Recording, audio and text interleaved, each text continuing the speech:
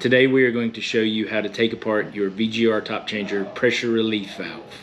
The first thing you're going to start with is by removing these 4 hex head bolts.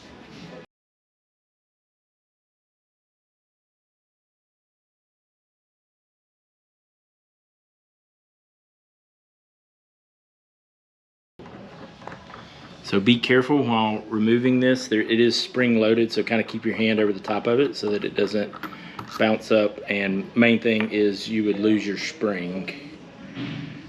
So you're going to have a spring, and then usually what's happening and causing issues with this is this plunger has some trash on it, so you're going to take it out, clean it with a cloth, and then also clean inside here.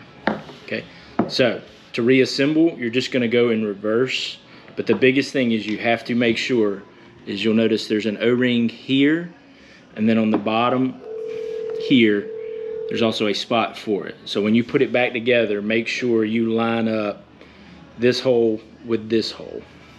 And so to reassemble, it's simply, you've cleaned everything, you're going to drop it back in, put your spring on, make sure my hole's lined up like it should be,